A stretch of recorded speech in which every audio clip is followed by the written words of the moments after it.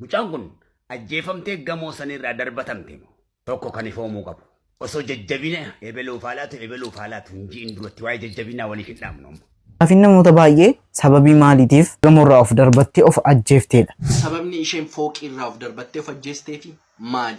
Hin rakkatte moo hin beelofte moo hin dhabde moo maali rakkoon kan jedhu uummataaf ifa ta'uu qaba jechuudha. Dhugaadha, haqni si bahuu qaba. Haqa ijoollee Oromoo baay'eetu akkasitti dhokate hafee. Gaafa fayyaa bareedduu qabdu rakkoo ta'e sana yoo lallabaa halte namni si dhaga'u hin jiru. Dubartiin akka tiyyaa mallee meeqaa jirta rakkachuu jirtu. Duniyaan keessa jiraanne jennu bor hin jiru. Boroo mataan hin beeknu. Viidiyoon kun barumsa isiniif ta'a.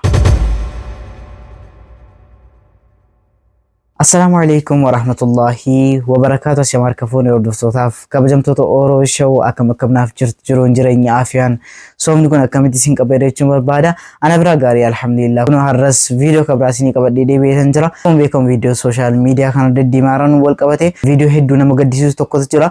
Isas kan waliin ilaallu ta'a maal jedhamaa jira. Haati manaa Andu'aalam Gosaayee Qananiin gamoorraa of darbachuun lubbuun si darbee jira jedhamaa jira. Hedduu amanuudhaaf namatti cimaa hedduu tokko amanuudhaaf waan namatti cimuudha. Hedduus garaa nama nyaata. Maaliif akka akkas taate immoo kan waliin ilaallu ta'a. Hamma xumura viidiyootti naa waliin turaan isin jedha. Warreen immoo gara chaanaalii kanaatti haaraa wal dhuftan subscribe godhaati. Viidiyoo kana illee like godhaati. Jalqabaan isin jira gara viidiyoo. Haadha manaa koo gabba'u isiin ilaala galgala yeroon ciisu dhugaadha gaarummaa ishii yoomuu dubbachuun niisu. Isheen naaf hiree kootii badhaasa koo ganamaa bay naan jetteen beettu dhageessee oduu namaa waan isheen anaaf taatu kitaaba soon kattabe qodaa koo sassaabadhee gaafa naqee jalqabe saatiin barbaadeen ba'a saatiin barbaadeen gala takkaana lolteen beektu galtee naan jechuun ala. Garaa nama nyaata. Viidiyoo kana malallee namoonni baay'een viidiyoo garaa nama nyaatu illee TikTok akka jiruun TikTokiin isa qofa ta'eera. Toora Facebook irratti illee akkasuma viidiyoo kana ilaalaa jirra. Hedduu tokko amanuudhaaf namatti ulfaata. Ijoolleen natti ergiteenyaan ijoolleen yeroo jalqabaa yeroo siin natti ergitu waanuma akkasii yeroo baay'ee feekii gadhiifamee dheedhumaniyyi yeroon TikTok irra galu TikTokiin akka jiruun isii qofaa gadhiifamee jira jechaadha. Innaa amanuudhaaf namatti jabaata. Ayyee waan natti fakkaate irraa dubbachuun dirqama koo natti fakkaatti. Maal seetan shakkii keessa jira. Shakkiin an keessa jiru Andu'aalam shakkamaadha akka kiyyatti. Mikinaatu mucayyoon jaartii isaatii acheen wal bira bulu. Mee isa biraa kaatee sa'aatii sababii isin of darbachuu dandeessee baruu barbaannaa Andu'aalamni seeratti nu dhiyeessa. Mikinaatu jaalalaaf sirbamee fi jaalalaaf sirbuu fi jaalalaaf jiraachuu waladda gola namaa keessa rakkoo hamaa jira. Namni sooshaal miidiyaa kana ilaala. Kanaafuu mucayyoon kun sababii isin of ajjeesuu dandeessee baramuu qaba. Andu'aalamiin bira jirti rakkoon. Waa rabbii shamarran jaalalaaf waagaan isin kaffallee jiru waggaa waggaan lubbuu dabarsuu jirti. Egaa wanni isin akkas of gooteef mana yaalaatti qoratamaa jira. Amma wanti bahee hin jiru. Yoo wanti bahee jiraate mee waliin ilaallee kan isiniif dhiyeessu ta'a. Obboleettii keenya kennanii addunyaa gamoo shanaffaarraa of darbattee yaada jaamutu kaayame. Kennanii addunyaa haadha manaa artist Andu'aalam Gosaati. Gadduudhaaf yoo ta'e uummanni Oromoo Musliimaatis lubbuu kichuun talasaa, kan waaqeffataattis lubbuu kichuun talasaa, kan kiristaanaatis lubbuu kichuun talasaa, hawwanii manguddoon dargaggoo fi shamarran Oromoo gaddinni irra onneen keenya cabeera. Obboleettii keenya dhabuu irratti. Kun keeyyata tokko. Mucaan kun ajjeefamtee gamoo sanirraa darbatamte moo tokko kan ifoomuu qabu. Osoo jajjabina ebeluuf haalaatu hin jiin duratti waa'ee jajjabinaa waliif hin dhaamnu. Waa'ee wareegama sii qofa kufiinsa sii kana qofa barbaanna. Baruu. Ofiif ajjeesanii gad darbatan moo ofiin of darbatte moo kaameeraan yoo jiraate hoteelicharraa ifoomsu gamoo sanirraa ifoomsu namoonni waliin jiran ifoomsu qabu. Namni ejjennoo hammana gayu akkamitti ofirratti fudhachuu danda'e kan du'aaf isa saaxilu akka namatti ejjennoo ofirratti fudhatu jechuudha. Akka durree udaananii dhoysuun hin danda'amu.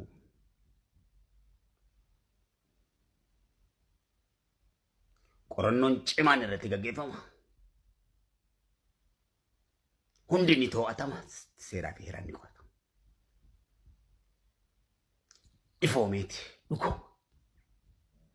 Yeroo san jajjabina nu waa kennu jenne jajjabina walii dhaamna malee hammasitti jajjabina walii dhaamuun haqa mucaa kanaa, dhugaa mucaa kanaa, dhugaa Rabbii, dhugaa Waaqayyo dhoysuu qaban ta'eef jajjabina waliif hin dhaamnu.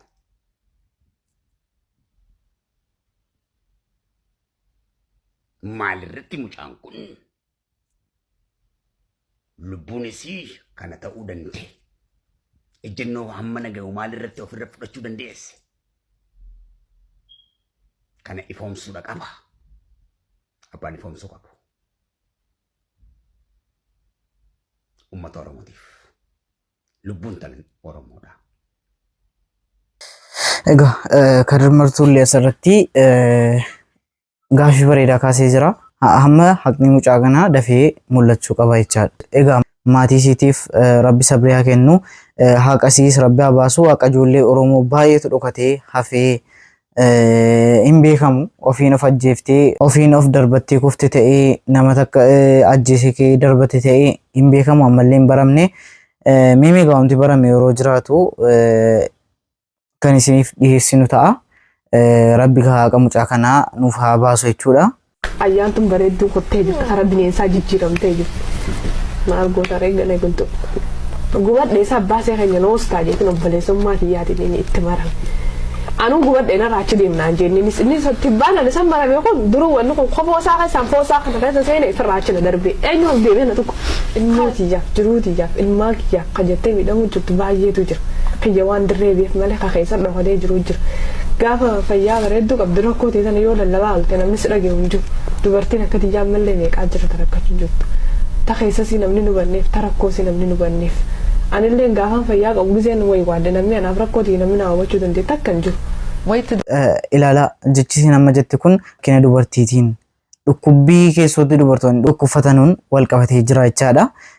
Mucayyoo kana beektu akka inni asiidiin fuula sitti naqamee fuulli akkas godhame jechaadha. Viidiyoo kanarraa maal hubannaa nuyi har'a fayyummaa keenya argine qananiin kun kaleessa jirti har'a lubbuun darbitee jirti jechaadha. Ilaalaa duniyaa kana kanumaaf wal nyaanna kanumaaf wal akka feeni wal goona. Ilaalaa duniyaatti dhuma gabaabduu kana. Wama bor taanu hin beeknu.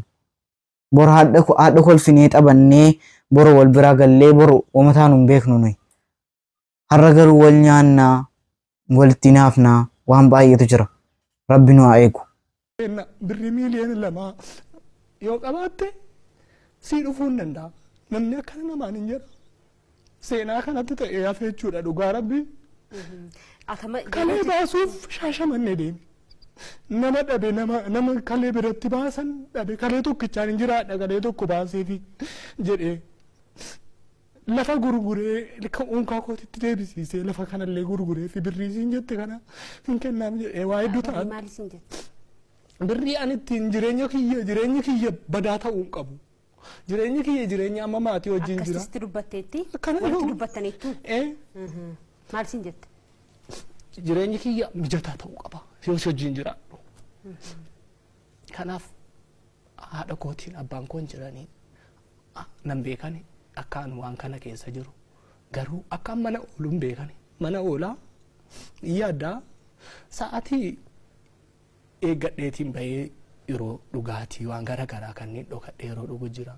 Namallee baay'ee dantaatti godhuu cadhiseetiin dhugaani. Cinqii kana namni naan beeku. Achi bakka zabiibaa ani baay'ee si jaaladhan beekta jedheen. Birrii miiliyoona lama silaani maali isaa fuudha birri miidhan inni argata namni qabeenyaan argata. Kawarraati wal bira madaalu maaltu gahe ati nama birri madaalu. Atoo amma hubachiistee fakkeenyaaf amma gara fuulduraatti hojjennee wajjin sheemaa wajjin taatanii waliin hojjennee jireenya keenya fooyyeffachuu hin dandeenya. An jaalala qulqulluu akkasiin siif qaba. Kana amansiisuudhaaf yaaliin goone ati immoo gabaabatti.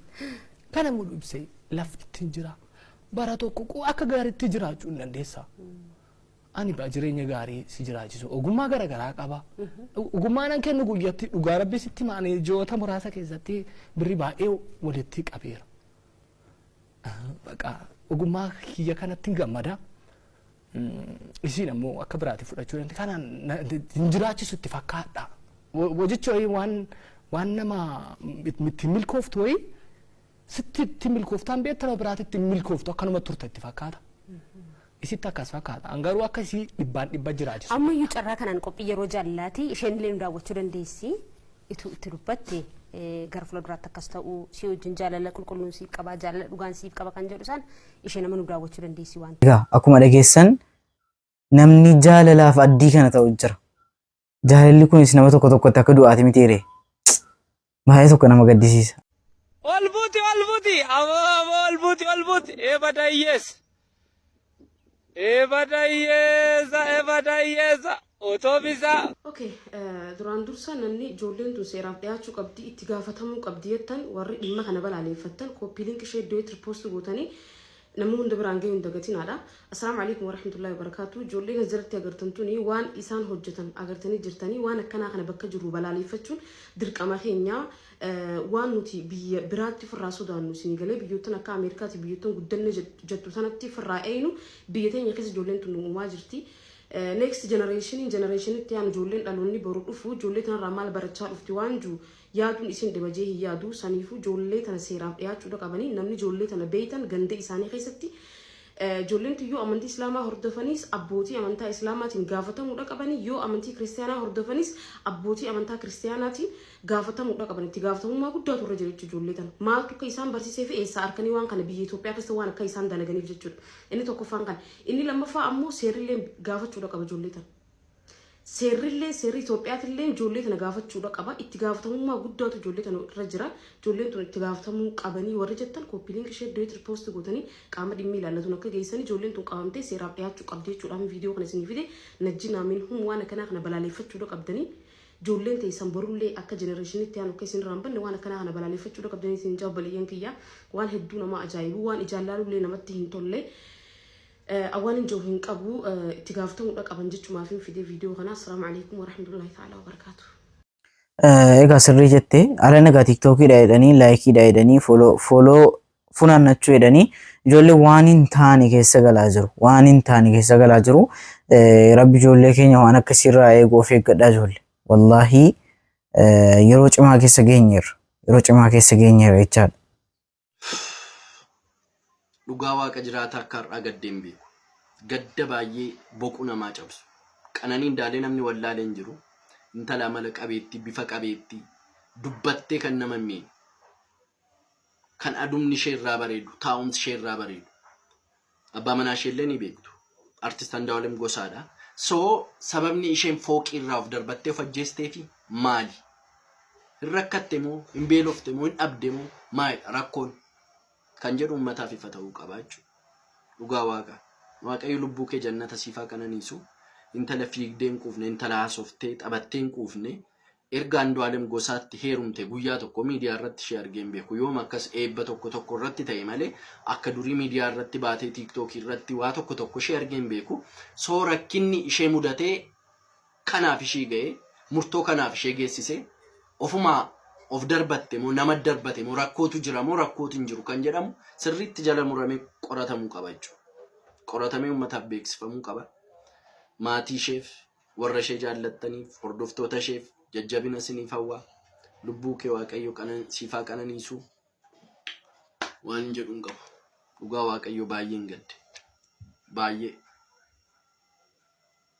Garuu dhugaa mucattii kana ba'uu qaba. Sababni isheen fooqirraaf darbatteef sababni isheen murtoo kana fudhattee lubbuu ishee gaballeessitu geesseef dhuguma ofiishee of darbatte moo nama tochirraa darbate moo rakkootu jira moo mana keessa rakkootu hin jiru kun uummataaf ifa ta'uu qaba.